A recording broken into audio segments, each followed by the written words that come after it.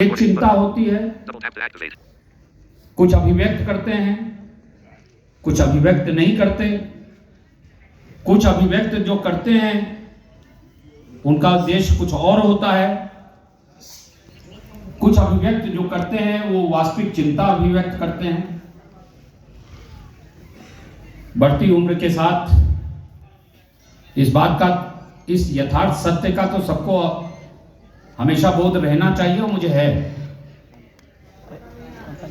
कि जो संघर्ष प्रारंभ हुआ है पिछले 50 वर्षों से, जो मशाल जली है, उससे भी ज्यादा संघ के बैनर के तले इस मशाल की ज्वाला कभी भी कुंद नहीं होनी चाहिए। वो ज्वाला हमेशा और तेज जलनी चाहिए और हर चुनौती को जलाने लायक होनी चाहिए। आज चुनौतियां हमारे सामने बहुत ज्यादा बढ़ गई हैं। हमने पहले बंद दरवाजे को तोड़कर शासन व्यवस्था में प्रवेश किया था। आज हम उस दरवाजे में घुस गए हैं। हमने अपना स्थान भी ले लिया है, लेकिन अब अंदर से एक दूसरी लड़ाई हो रही है। जो लोग घुस गए हैं वो तो ठीक, अब और लोगों के लिए दरवाजे बंद करने का एक कुप्रयास, एक षड्यंत्र चल रहा है शासन में, जो आपने पिछले कुछ दिनों में हमने सबने देखा। रेलवे में 2019 में 14 और 18 के सक्सेसफुल आदेशों के बावजूद 19 में सेलेक्टेड लोगों को लो विजन को देने के नाम पर नियुक्ति देने से वंचित किया गया। वो लड़ाई चल रही है। हाई कोर्ट में निर्णय लंबित है, सुरक्षित हो चुका है, लेकिन निर्णय नहीं आया।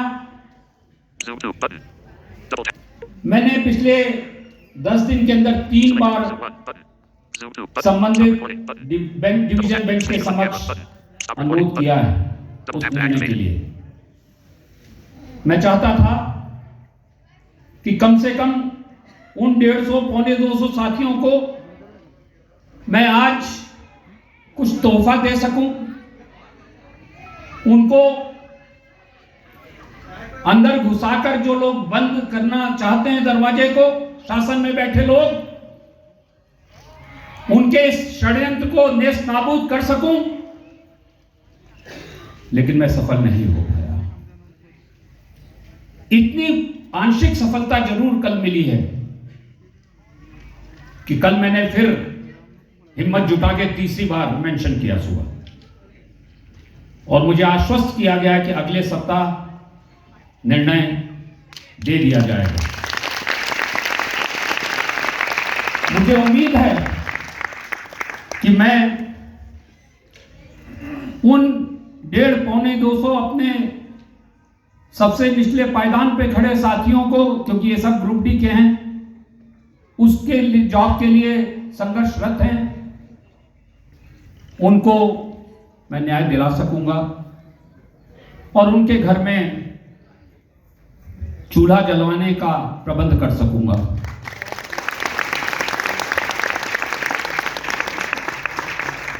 मुझे आज खुशी है कि इसी तरह का जो एक संघर्ष न्यायालय में हमको करना पड़ा EMRS में, जिसका जिक्र भाई चंद्रवीर जी ने किया। उन्होंने कहा टीचिंग प्रोफेशन में ब्लाइंड को नहीं लेंगे।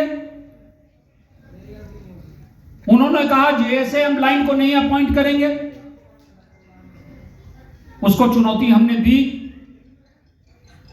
और 24 लोग थे। मुझे खुशी की अंततोगत्वा EMRS को अपनी ये चीज छोड़नी पड़ी कि ब्लाइंड को नहीं अपॉइंट करेंगे, और 17 लोगों ने ज्वाइन कर लिया 24 में से।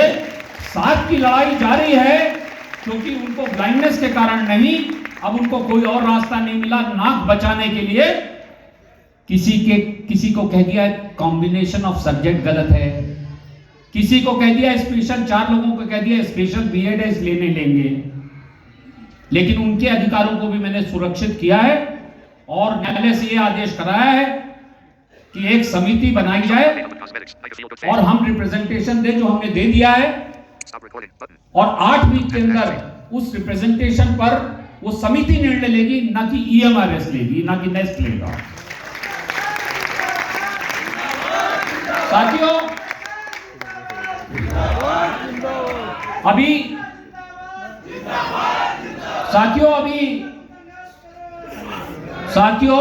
एयरपोर्ट अथॉरिटी ऑफ इंडिया का मामला भी इसी तरह का है, और ये मामला तो और गंभीर है।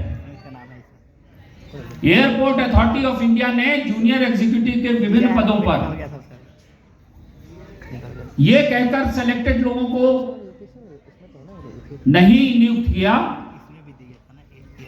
कि ये देखने का फंक्शनल रिक्वायरमेंट जो है वो पूरी नहीं करते। डॉक्टर का कहना है कि सीइंग, वो तो ठीक है, हम कब कह रहे हैं कि हम देख सकते हैं।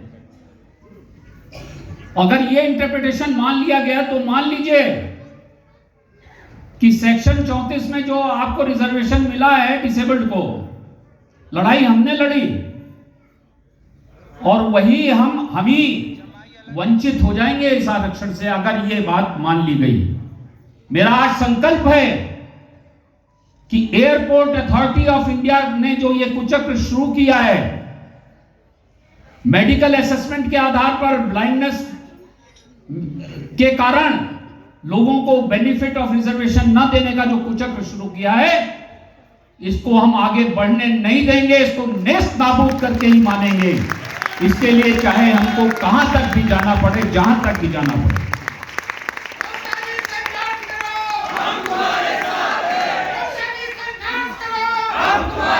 साथियों, यहां हमारे साथ आंध्र प्रदेश से साथी बैठे हैं। वहां पर इस तरह का रिजर्वेशन का जीओ निकाला गया है कि कभी आपको 1% मिलेगा ही नहीं। हॉरिजॉन्टल रिजर्वेशन के नाम पर जातिगत, महिला, विभिन्न वर्गों के आधार पर हमारे रिजर्वेशन को मर्ज कर दिया गया।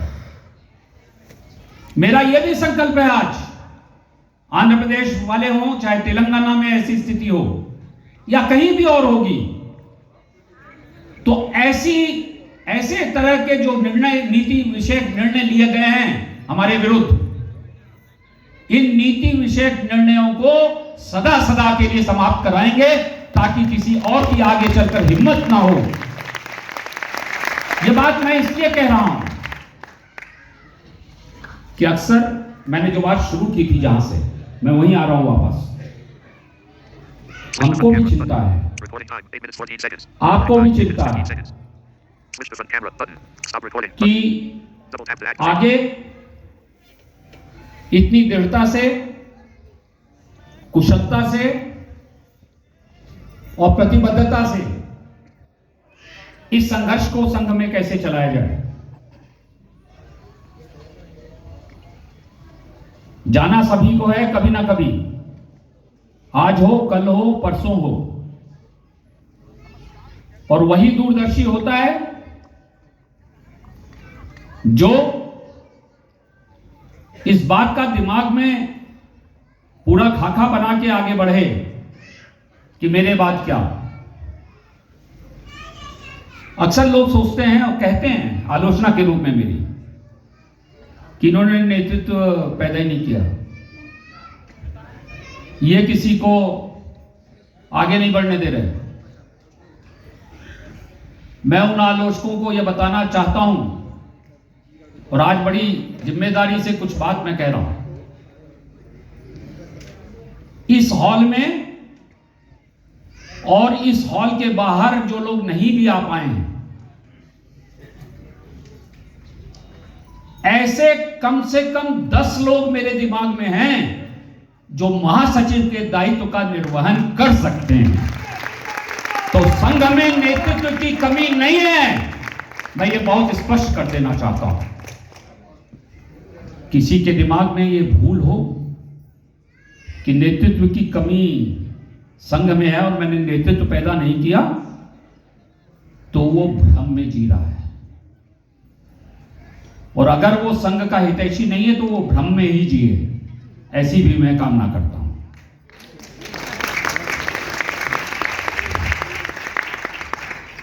राजनीति हो जाएगी नहीं तो मैं नाम भी बता देता हूं, ऐसा भी नहीं है।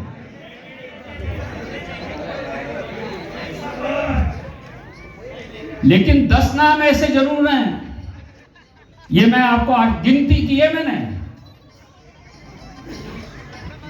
कोई कहेगा कि भाई ए में ये कमी है, बी अंग्रेजी नहीं बोल सकता, कोई कहेगा सी कानून की समझ नहीं है। अरे भाई, कानून की समझ, अंग्रेजी लड़ाई के लिए आवश्यक नहीं है। लड़ाई के आवश्यक है आपकी समझ, सबको साथ ले चलने की क्षमता और आपकी प्रतिबद्धता। ये सबसे पहले बात है, आपकी ईमानदारी और आपकी प्रतिबद्धता। और इस मामले में मैं बहुत सौभाग्यशाली हूं। अभी चंद्रवीर जी कह रहे थे कुछ देर पहले कि कभी कभी इधर उधर कर दिया। मैंने बहुत लोगों को इधर उधर किया है, लेकिन बहुत लोगों को उधर इधर भी किया है। अब ये उधर इधर का चक्कर दूसरा होता है। लेकिन जब मैं इधर उधर होने वाला मुझे महसूस होगा कि मैं हो रहा हूं, तब मैं इधर उधर वाले को भी कंसीडर करूंगा उधर इधर लाने के लिए। ये स्पष्ट करना चाहता हूं। इसी के साथ एक अनुरोध और करता चलूं, और ये युवा साथियों की ओर से मैं कर रहा हूं, आप सबसे, जो वरिष्ठ लोग हैं, जो नेतृत्व में हैं या थे, कि हम आप अपने व्यक्तिगत द्वेष विद्वेष को भुलाकर संघ के प्रति प्रतिबद्ध रहें। चुनौतियां बहुत बड़ी हैं। अभी आप देख रहे हैं, कोई भी एग्जाम होता है, स्क्राइब की सबसे बड़ी दिक्कत शुरू हो जाती है। CUET PG जब शुरू हुआ तब दिक्कत आई, तब कोर्ट का दरवाजा खटखटाना पड़ा। CUET UG में एब्रप्टली बंद कर दिया बिना बताए राइटर डिटेल भरने का, उसके लिए कोर्ट का दरवाजा खटखटाना पड़ा। और आज नवोदय के MTS के एग्जाम चल रहे हैं, कल JSA का एग्जाम है, कल JSA का एग्जाम है। इन्होंने क्या किया, कल या परसों एडमिट कार्ड देना शुरू किए और सब में लिख दिया कि आपको सेंटर से ही राइटर मिलेगा, आप अपना नहीं ला सकते। कल जैसे ही पता मुझे मिला, भाई पिंटू ने, हमारे सक्रिय युवा सचिव ने जैसे ही इन्फॉर्म किया, मैंने कल सबसे संपर्क किया और ज्वाइंट कमिश्नर नवोदय कहता है, अरे भाई एजुकेशन में तो ठीक है, किसी को ले जाओ राइटर, इसमें नहीं ले जाने दूंगा रिक्रूटमेंट में। और मैंने कहा तुम्हारा सेंटर वाला बेईमानी करे तो किसी का पैसे लेके अच्छे राइटर दे दे, किसी को खराब दे दे, तो कहता वो उसकी किस्मत। और सुनिए, कल बहुत हॉट टॉक हुई है मेरी उनसे। अब समय नहीं था मेरे पास, लेकिन मैंने निर्णय लिया है कि ये जो ज्वाइंट कमिश्नर NVS है ना, अभी सुप्रीम कोर्ट का एक हाल का आदेश है, उसका ये सीधा सीधा उल्लंघन है जो कर रहे हैं नवोदय वाले। मैं वहां से आने के तुरंत बाद, आज रात को मैं जा रहा हूं WBU की ऑफिसर्स मीटिंग में, आने के बाद इसके खिलाफ कंटेम्प्ट जरूर डालूंगा सुप्रीम कोर्ट के अंदर, ताकि किसी और की हिम्मत ऐसी ना हो।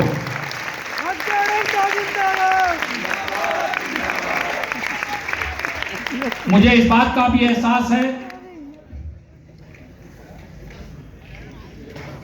कि राष्ट्रीय दृष्टिहीन संघ के अतिरिक्त किसी और संगठन को कोई चिंता नहीं है हमारे युवा साथियों की समस्या की, चाहे शिक्षा संबंधी हो, चाहे रोजगार संबंधी हो, चाहे प्रशिक्षण संबंधी हो।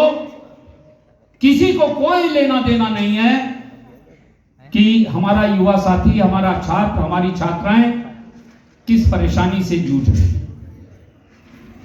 बेरोजगार किस परेशानी से जूझ रहा। ऐसे में संगठन के जो सिपाही हैं उनकी जिम्मेदारी बढ़ जाती है, इन युवाओं के प्रति आपकी जिम्मेदारी बढ़ जाती है, हमारी आपकी सबकी जिम्मेदारी बढ़ जाती है।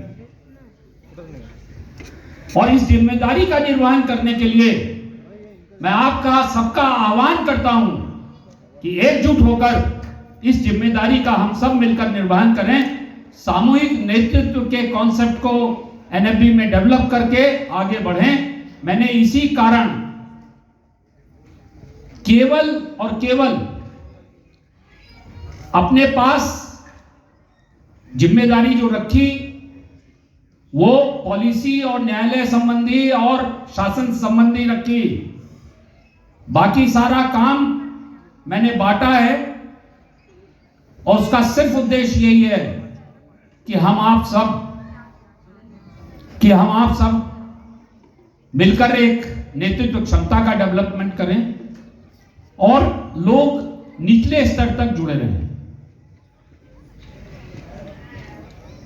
अब जैसे सीयूईटी की यूजी की समस्या आई, नवोदय की समस्या आई, हमारे युवा सचिव को आप सबसे वो जुड़े हुए हैं, उनसे पता चला, उनको पहले पता चला, फिर उन्होंने मुझे बताया।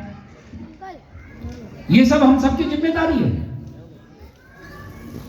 शिक्षा प्रकोष्ठ में भाई परमानंद जी और उनके साथी लगातार छात्रों से और छात्राओं से सीधे संपर्क में हैं। तो हम सबको एक सामूहिक नेतृत्व डेवलप करना। अब मेरा एक संकल्प और है, अगले जन्मदिन से पूर्व मैं पूरी ताकत लगाकर देश भर में चाहे सरकारी या गैर सरकारी विशेष विद्यालय हैं उनको एजुकेशन में ट्रांसफर कराकर मांगूंगा, क्योंकि हमने परिणाम देखे हैं। मुझे आज इस बात पे बड़ा संतोष होता है कि सेवा कुटीर के विशेष विद्यालय को जब सोशल वेलफेयर से एजुकेशन में जो स्थानांतरित कराया गया संघ द्वारा आप सबके सहयोग से, उसके परिणाम स्वरूप जो इस बार रिजल्ट आए हैं वो देखकर इतना गर्व होता है मुझे, और मुझे इतना संतोष का अनुभव होता है कि वास्तव में जीवन में एक ये काम जो हुआ है और इसके आधार पर जो और विशेष विद्यालय मैं स्थानांतरित करने का प्रयास करूंगा, और मुझे पूरा विश्वास है कि आपकी शुभकामनाओं से उसमें सफलता मिलेगी। ये निश्चित रूप से हमारे युवा साथियों में क्षमता निर्माण और क्वालिटी एजुकेशन को उपलब्ध हो, इसके लिए एक मील का पत्थर साबित होगी। मैं इन छात्रों को जिन्होंने अच्छे अंक प्राप्त किए हैं, मैं सेवा कुटीर के उन सभी छात्रों को और बल्कि और जगहों पे भी, लेकिन विशेष रूप से सेवा कुटीर का नाम इसलिए ले रहा हूं कि ये हमारी पहल पर जो एजुकेशन डिपार्टमेंट में जाने के बाद का परिणाम है, इसलिए विशेष रूप से उनका नाम ले रहा हूं। उनको विशेष बधाई और साधुवाद। 3 संकल्प मैंने लिए हैं और ये तीनों संकल्प मैं पूरा करने के लिए आप सबका सहयोग भी मांगता हूं और आप सबको आश्वस्त भी करना चाहता हूं। मित्रों, 1 2 3 बातें और आपको कहनी है।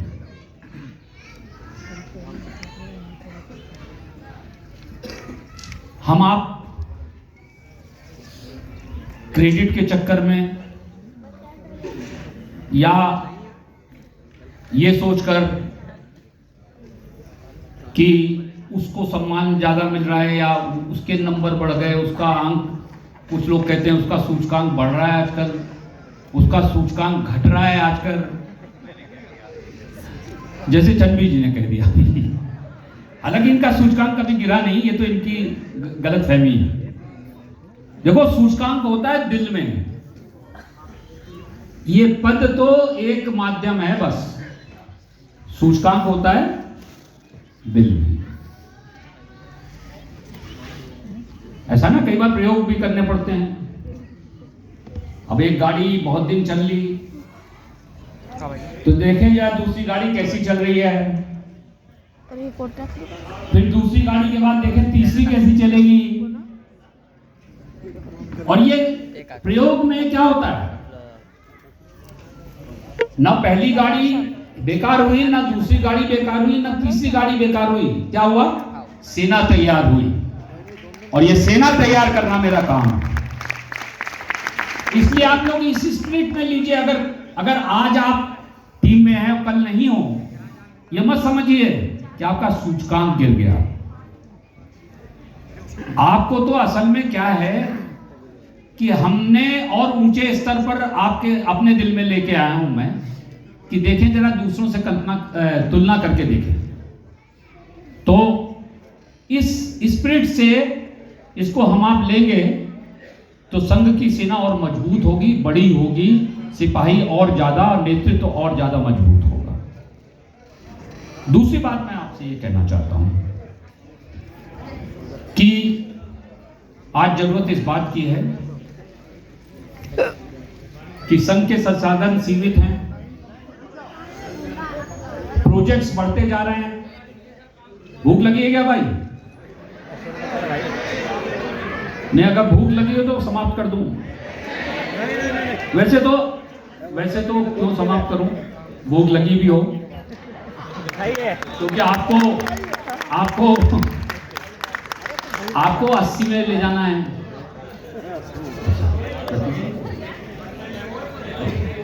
आपको बहुत पहले आपको 80 में ले जाना है। यहाँ विचित्र विजय जी और भी कुछ लोग बैठे होंगे, लेकिन विचित्र विजय जी तो पक्का उस समय के साक्षी हैं।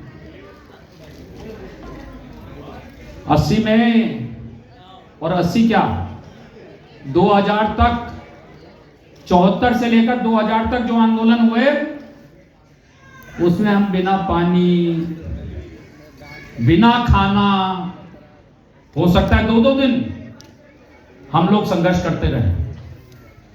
और आवाज नहीं होती थी, आवाज एक ही निकलती थी। क्या निकलती थी?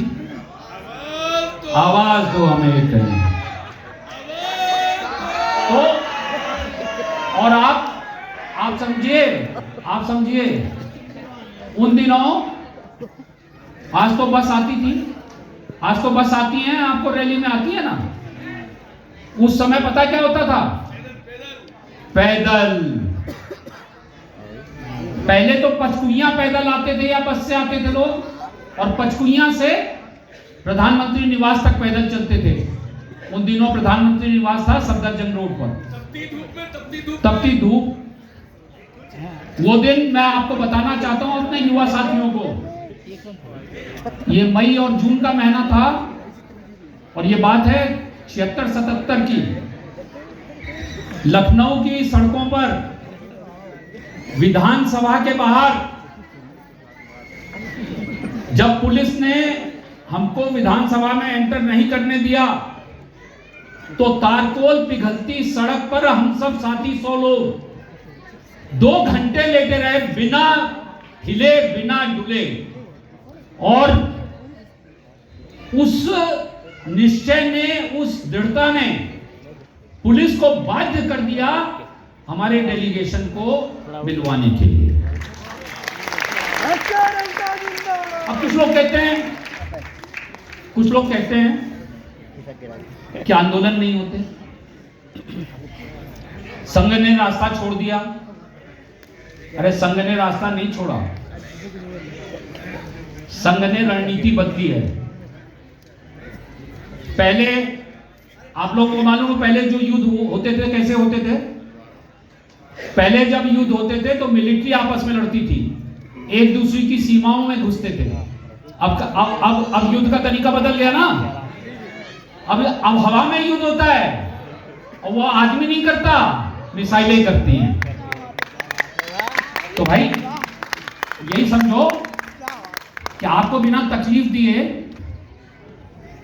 मिसाइल के रूप में हम हाई कोर्ट और सुप्रीम कोर्ट की यूज करते हैं। हमारी मिसाइल चलती हुई इधर से उधर से उनकी मिसाइल आती है, और अभी तक आप लोगों की शुभकामना से 98-99% मिसाइलें सारी सरकार की हमने गिरा दी हैं और आगे भी गिराते हैं।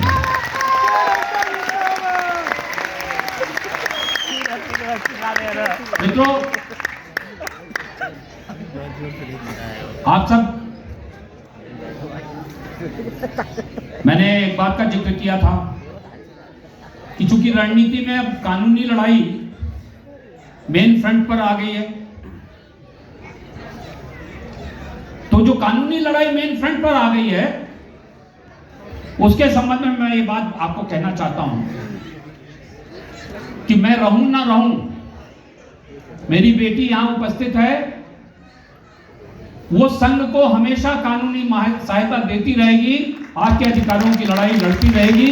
वो अभी आपको अपने संबोधन में भी इस बात को बताएगी, और पहले भी वो लड़ती रही है, पहले भी उसने पूरी तरह से हमारा आपका साथ दिया।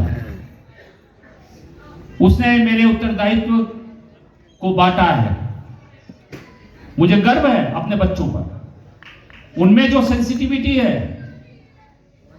और जो प्यार और जो प्रतिबद्धता है संघ के प्रति, आप सबके प्रति, आपके अधिकारों के प्रति, हमारे आपके अधिकारों के प्रति, उस पर मुझे गर्व है।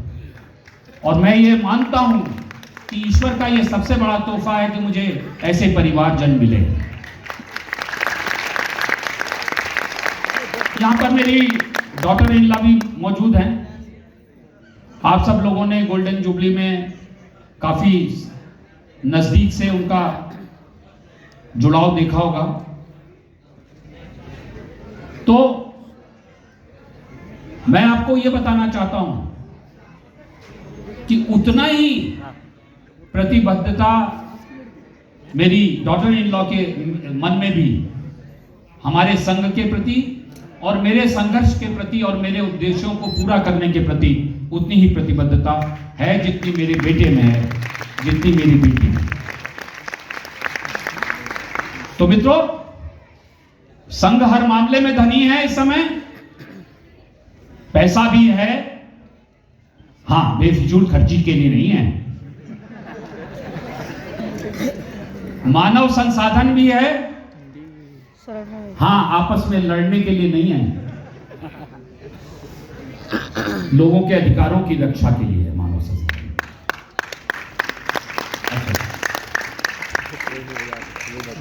और प्रतिबद्ध सिपाही भी हैं, एक दूसरे का सिर तोड़ने के लिए नहीं, शासन के दरवाजों को तोड़ने के लिए।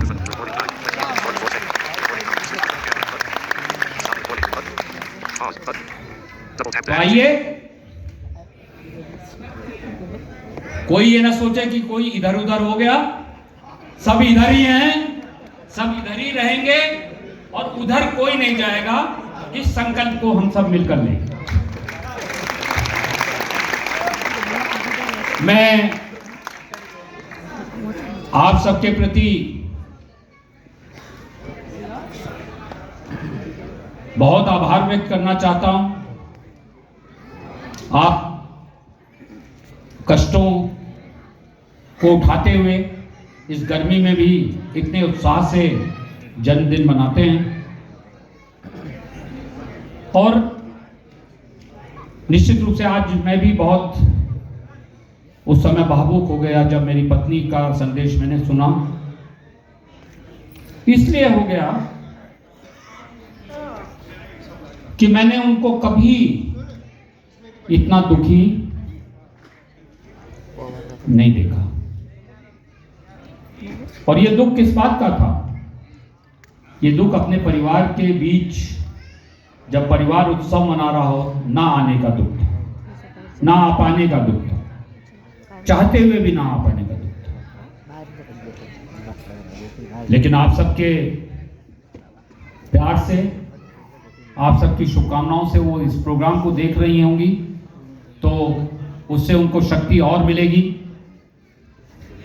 आपका जो स्नेह है वो उनको जल्दी स्वास्थ्य लाभ कराएगा, और उसी तरह से हमारे आपके साथ वो कंधे से कंधा मिलाकर संघ की प्रगति में, हमारे अधिकारों की रक्षा में पूरा साथ देंगे। मैं आपसे माफी चाहूंगा, मुझे एक सूचना गलत मिली थी कि प्रतीति आ गई हैं, उनका कोर्ट केस चल रहा है, इसलिए वो नहीं आ पाई हैं, लेकिन मृदुल मेरी बहू जरूर आई हैं, और साथ ही अच्छा, और मेरी ग्रैंड डॉटर भी आई हैं। और एक मुझे आपको और शुभ समाचार देना है कि मेरी बड़ी बहन और मेरे जीजा जी, बड़ी बहन जिनको हमेशा मैंने माँ के बाद अपनी माँ माना है और उन्होंने हमेशा माँ के रूप में संरक्षण दिया है, वे हमारे बीच आए हैं। मेरे जीजा जी आए हैं जिन्होंने हमेशा मुझे एक संरक्षक के रूप में आगे बढ़ाया है। उन दिनों जब मैं दिल्ली आया था, संगठन की जब मैंने बागडोर संभाली थी 78 में, तब मैं अपनी बहन के यहाँ ही रहता था। कभी रात को टेबल पे सो गया NFB में, नहीं तो बहन के यहाँ, एक्चुअली निवास तो वहीं था, लेकिन देर हो जाती थी काम में। उस समय संघर्ष का समय था, तो मुझे खुद ऐसा लगता था कि, और वास्तव में मेरी बहन और जीजा जी खिड़की पे ही खड़े रहते थे, चाहे 11 बजे चाहे 12, कि कब तक, जब तक मैं पहुंच नहीं जाता था, क्योंकि उन दिनों बस में जाना होता था। तो मुझे ऐसा लगता था कि मैं अनायास उनको परेशान कर रहा हूँ, उनकी चिंता बढ़ा रहा हूँ। तो मैं कई बार NFB में ही टेबल पर सो जाता था अपने ऑफिस में।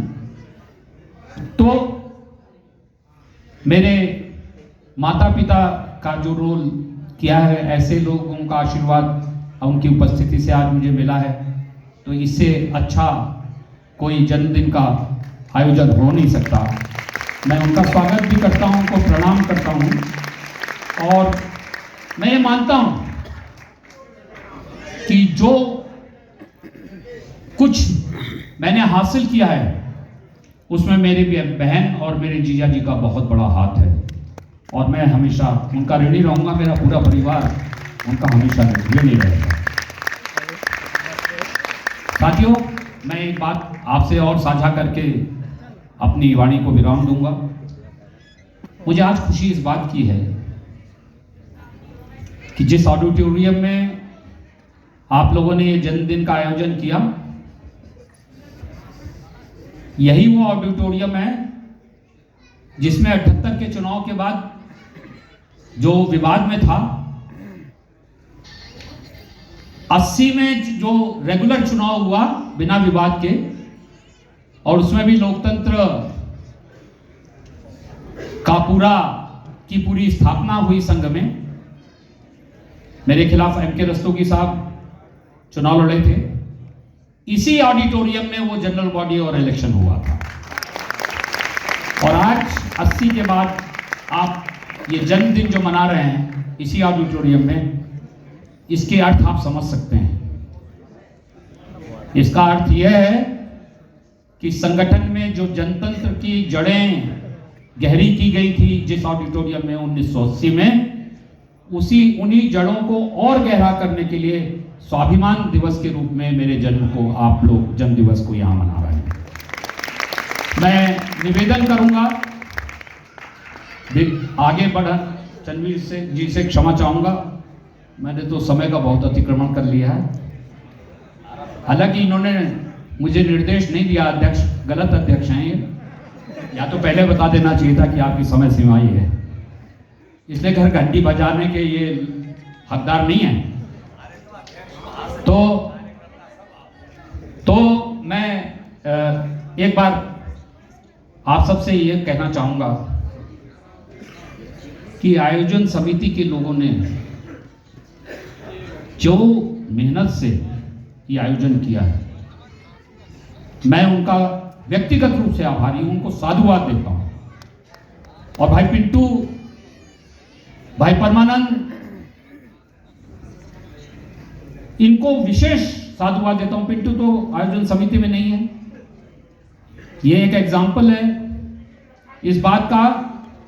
नहीं रखा तब भी किसी से कम काम नहीं किया है, यही स्पिरिट चाहिए। तो मैं निवेदन करूंगा, एक बार पूरी आयोजन समिति स्टेज पर आ जाए मेरे साथ।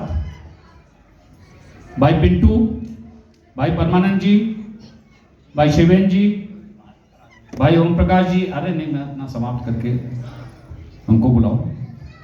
आप तो हो यार, मतलब उनको नहीं आने देना चाह रहे। आइए ओम प्रकाश जी, शिवेन जी, केपी जी। केपी का नाम अभी फिर भूल गया था, नाराज हो जाता केपी अभी। आइए, ले आना, बुला लो सब। आयोजन समिति क्या हुआ? हैं? कौन है? पुष्पन बुलाया क्या? पिंटू, परमानंद, हाँ हाँ क्या? नहीं हाँ जी, आप परमानंद आइए, परमानंद आइए। Presets button. Window activation bar. Double tap to activate. Double tap to hold on press. Bhadauria ji, Zoom to button. Window camera. Double tap to Bhadauria activate. Ji, Capture button. Zoom to button. Select. Zoom 1 Pintu, button. Zoom 0.5 button. Double tap to activate. Flash. Zoom 0. Select. Zoom 1 button. Zoom 2 button. Capture button. Zoom 2 button. Vimal, Zoom 2 button. Zoom 2. Vimal Singh ji, Zoom 1 button. Selected. Zoom Vimal Singh ji, Double tap to activate. Capture button. आ जाइए। भदौरिया जी, Stop recording. शिवेन आ गए। Double tap to activate. Vimal ji Switch to को ले आओ front camera button. बस। Recording time 37 minutes 48 और seconds. Om Prakash को Recording time 37 कहाँ minutes है? 49 seconds. Switch to front camera. Recording time आ गए ओम 37 minutes प्रकाश? 52 seconds. Recording time 37 minutes 53 seconds. कहाँ है? बाहर है क्या?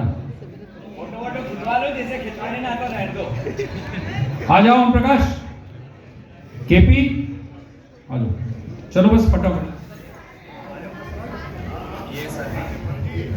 सर को बीच में करो। हाँ आ जाओ, ऐसे बनाओ, ठीक तो था।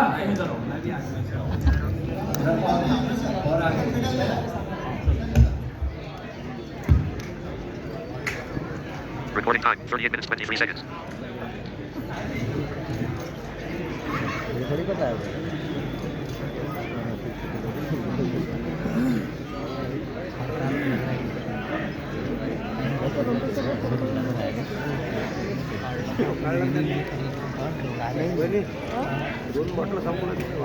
कुठं दिलं हो, एकही नाही दिली, पाणी दिलं फक्त, फेकले बे माग. Recording time 38 minutes 54 seconds. Switch to front camera button. Stop recording button. Pause button. Double tap to activate.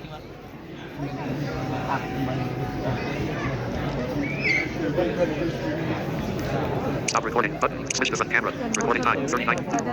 Switch to front camera. Stop recording button. Pause button. Double tap to activate.